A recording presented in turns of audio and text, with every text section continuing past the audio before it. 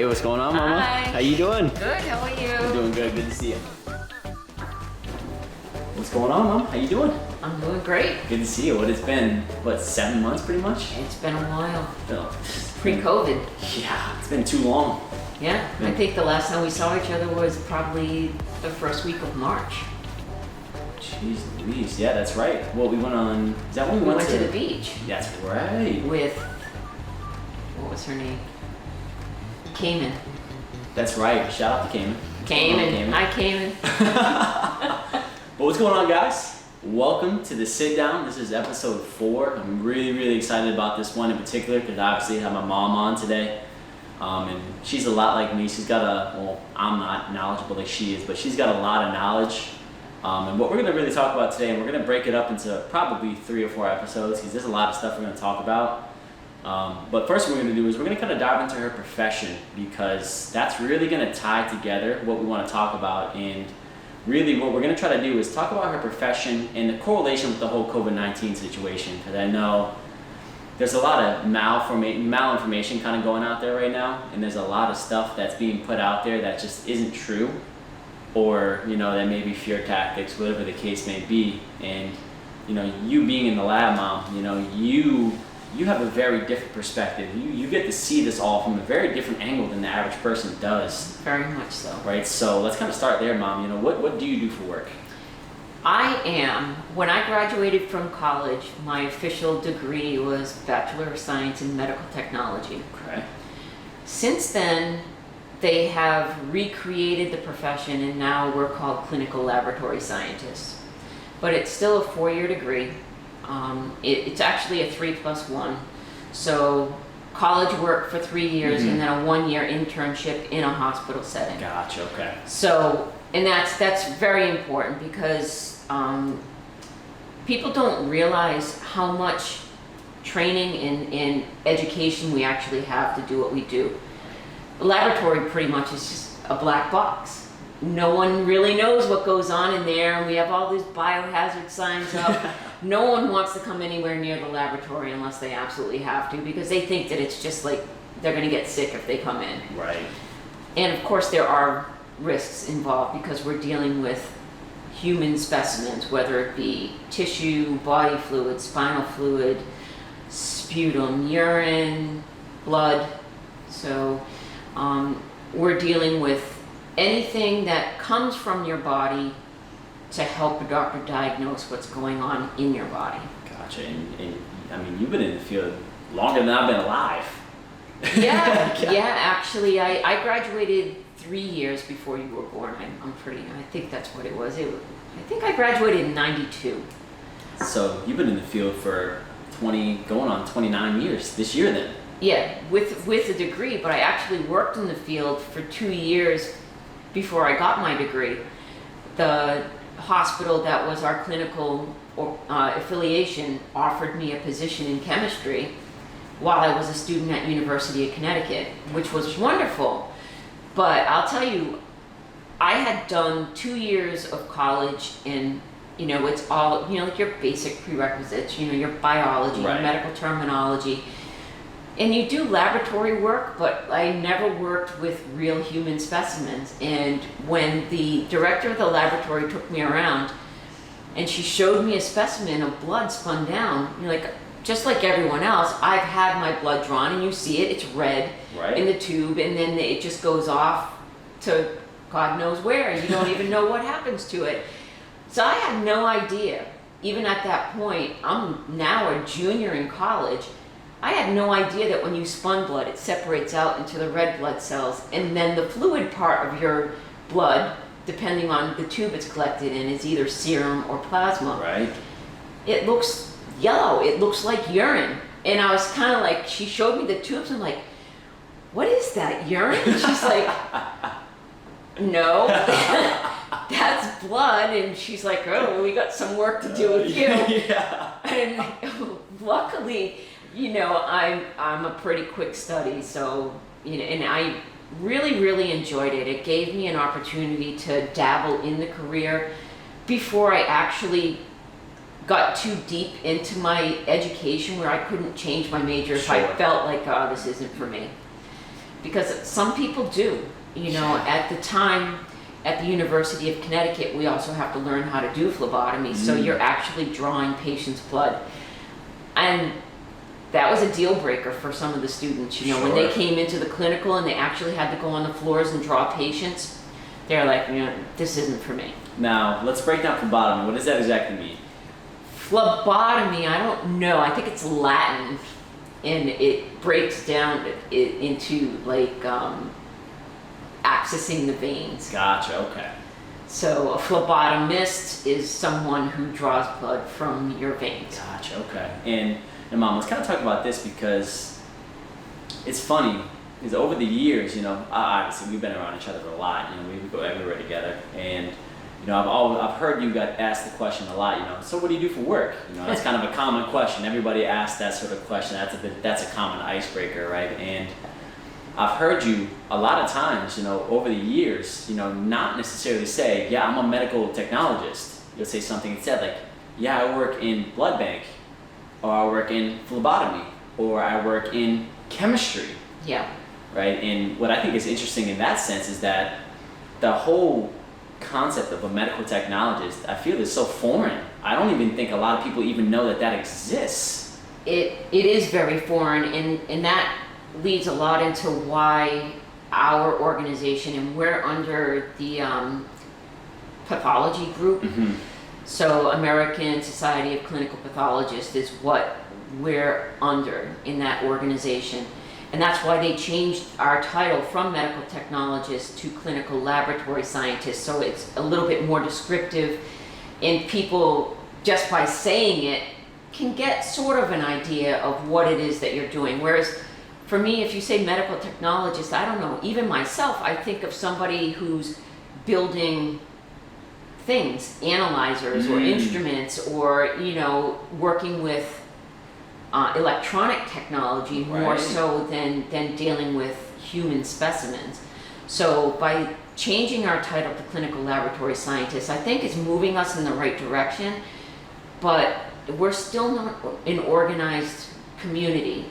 And because we're under the umbrella of pathologists who are physicians, they really don't represent us very well. And for a brief period of time, there was an organization that tried to break away from the ASCP. It was the National, NCA is the title, and what it stands for, I'll have to look it up, because they tried, and they had their own certification exam that we had to take in order to become a professional medical technologist, clinical laboratory scientist. Gotcha. They're actually the organization that started by calling us clinical laboratory scientists. So I took two different exams. I sat for the ASCP Board of Registry exam, which is like a 3.5-hour exam that encompasses all of the specialties in the clinical laboratory. Gotcha. So most smaller hospitals, you tend to be a generalist, so you will do work in blood bank, chemistry, hematology, coagulation, serology, microbiology, urinalysis. So you have to know all of those areas. If you work in a very large hospital, my first real official job after I graduated was at Hartford Hospital in the microbiology department, which I absolutely loved. That was like the ultimate job, the ultimate team. You know, we were very close. We were a family. We all worked together very, very well. It was a great experience to work in a big city. You get to see a lot of cases of disease states that you read about in textbooks, but you don't necessarily get to see. So I was fortunate enough that I had that opportunity, and I stayed in that position for 12 years. I was about to say, you were there for a little while, right, Mom? Yes. So I remember you were taking a heck of a trip there, and you know, and at the time when you were at Hartford, you were working first shift at that time, right? Yes. That's what I thought. Because I remember, I still remember this day. I was like probably 8 or 9 years old, and for some reason I think I had a day off from school, and I ended up going to work with you that day. Or maybe we had to take a trip there for something, but I remember you taking me into the lab, and I was able to kind of look around at some stuff, and that was a fun little take your kid to to work day. That was pretty cool. Yeah, and unfortunately, it's not an area where like the national take your daughter to work day, which is now take your child to work day, because Right. they considered it to be sexist. But I mean, initially it was intended to get girls excited about going into the workforce and seeing what professions were available to them. And clinical laboratory science is definitely a female-dominated profession. And that's interesting. Let's kind of dive into that, because I know when we were off camera, you were kind of running some logistics and running some numbers, and you were really sort of talking about how your field in particular, especially with this whole COVID situation, it really illuminated a lack of bodies, a lack of available people that are trained, that have the knowledge, right? And I think the thing that's tricky with your field in particular, you just rattled off a list of 8 to 9 things. You have to be you have to be able to generalize in a lot of very specific things. And not everybody can do that. No. You have to be a very special person to be able to do that and do it well. That's the key too. For myself, I've always felt that every single specimen that I laid my hands on, I treated it as if it was from my own family member, my child, my mother. I treat every single specimen. I never forget that there's a real patient behind it, and, Sure. and their diagnosis could very well hinge on what I have in my hand. A physician may not have any idea really what's going on, and they have a dichotomy that they go through based on symptoms. It could be this, it could be that, it Almost could like be a that. checklist. Right. But they're left with 7 or 8 things that it could be. So they send specimens to the laboratory, and we help them narrow down by process of elimination based on the results that we get, whether it be chemistry, hematology. If they're thinking that, maybe somebody has a viral infection. Well, interestingly enough, in a viral infection, your white blood cell count actually goes down. And it's predominantly lymphocytes which attack a virus. So Right. you'll have a shift into lymphocytes, but your white blood cell count is low. So what we're seeing in the COVID patients, if you want to discuss COVID issues, it's definitely been taxing on the laboratory, because yes, we are understaffed, and a lot of times we're barely squeaking by, and it puts a strain on us because we have to process all of these COVID specimens.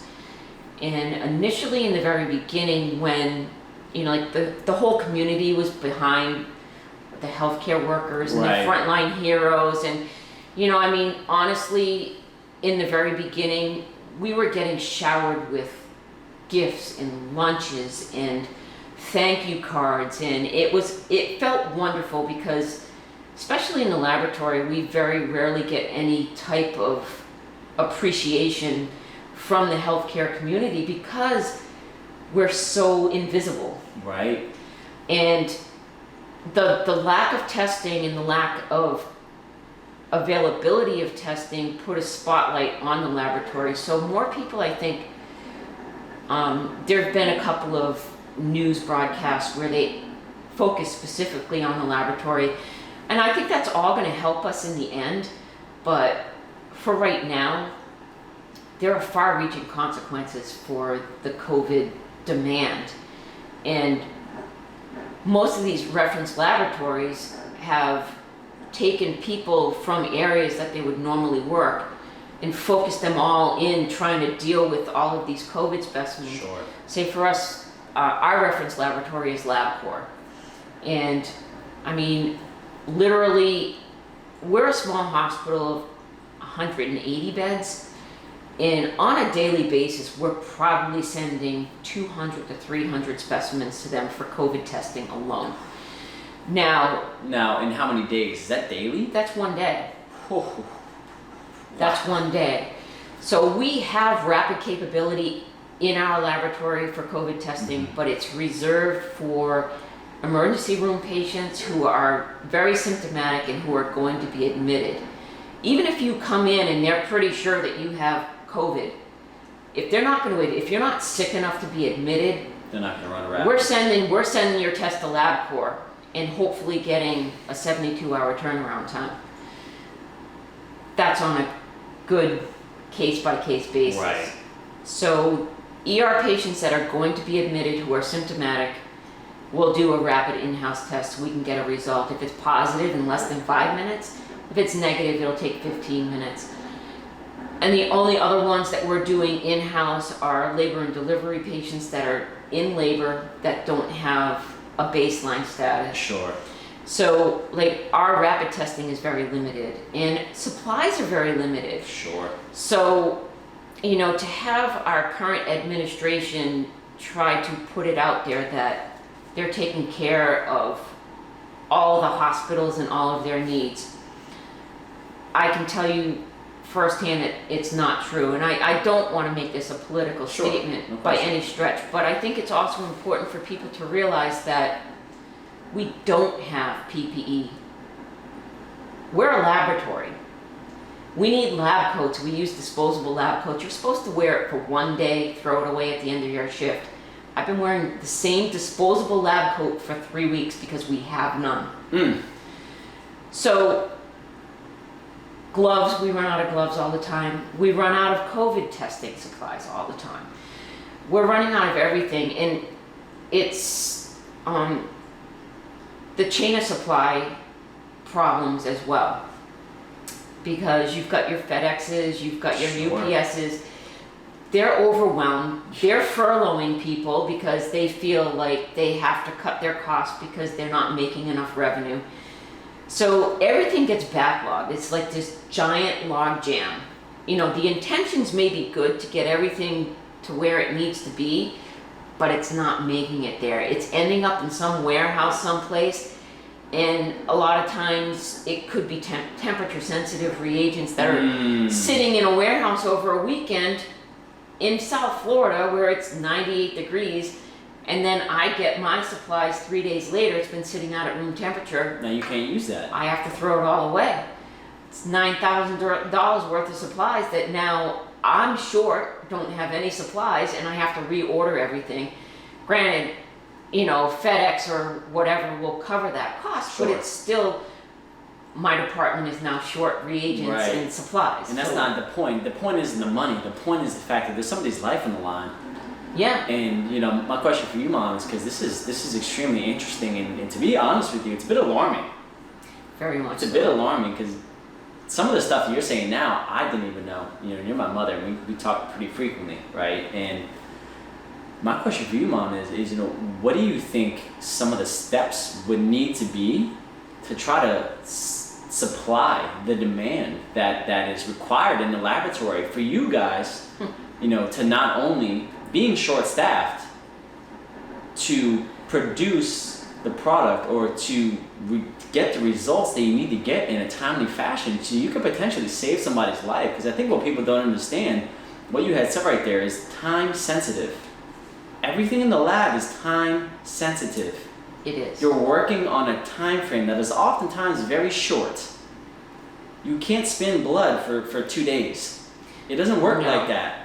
You have to do it in a very short window of time, and if you don't have the supplies where you need them, you're almost as good as dead, right? So, Well, I mean, if we lose the capability to do certain tests in our laboratory personally, we're fortunate that we're part of a corporation, Tenet Corporation. So we have sister hospitals that we can transfer tests, and we share reagents a lot. You know, there's a lot of cooperation going on within our own corporate structure. And I have to say that Tenet Corporation has done pretty well as far as making sure that, you know, we have the supplies that we need, but they're also falling victim to the chain of supply logjam. right, you can only control it so much. There's nothing, it's beyond our power to be able to do anything. So, I mean, I guess the takeaway of this whole crisis put a spotlight on the fact that as a nation, we are completely unprepared. We were very unprepared. You know, we had stockpiles, we do keep stockpiles of PPE, gloves, shoe covers, you know, surgical hats, masks. But the amount that we needed in the very beginning superseded what we had in supply, so that by the time that they realized that, oh crap, what we have in our stockpile isn't going to be enough, we need to try to get some. It's too late. Couldn't get it. It's too late. And it's kind of ironic that the majority of our PPE comes from where? China. China. Mm-hmm. China. So, I mean, how ironic is that? And then throw in, you know, your conspiracy theories that, you know, China is sending us contaminated N95s, you know, and, you know, and that was real. And there were a lot of people that were like, you know, if this is coming from China, I'm not wearing it. They're not saying that anymore because we have no choice. Right? We have no choice. We don't have the luxury of saying, I'm going to take this one because I like the way this one fits better. Right now, we're at a point where it's like you get. Yeah. Yep. Yeah. And I mean, you talk about irony. I'm looking at the combat COVID mask that Palm Beach County supplied me. I look at the tag that's on the inside, made in Bangladesh. Yeah, on a floor someplace probably. Right, and you know, and my question is, and we're going to close on this because this is a good start, you know, how long is it going to take as a country for us to understand that we need to start creating stuff that's homegrown? And you know, and I'm not talking about being a patriot. I love it has nothing to do with that. What it has to do with is the fact that by depending on other countries to supply us with the things that our country needs to run on a daily basis, we surrender the power to function independently if the time does come. And the fact of the matter is that this COVID thing forced us to do such, and hello. Well, it put the spotlight on some serious issues that I think that people have taken for granted. And it is by no way, shape, or form China's fault. They're not stealing our jobs.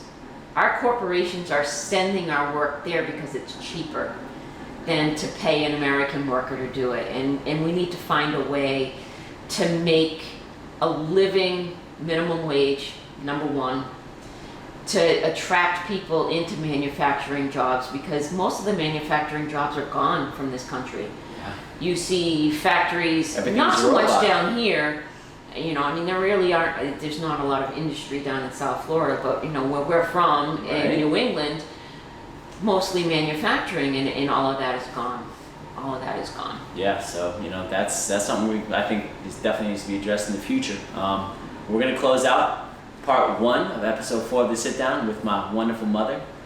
Check back in next week where we're really gonna kind of dive into the whole COVID situation, and we're gonna get it from a laboratory perspective. You know, and we're gonna be able to really kind of dive into what COVID means to me and what it means to my mother, because we have two very different perspectives. We both work in the medical field, but what it's done to me and what it's done to my mother is gonna be very different. So that's what we're gonna dive into next week. So we will see you guys in the next episode of the sit down. Thanks for checking in, and we'll see you next time. You're gonna see a couple boxes in a little circle. So over here, this is gonna be a playlist with a whole bunch of other videos that I posted. If you like what you saw so far from the sit down, you'll be able to keep up with everything right there. Right here is gonna be the video to my previous video.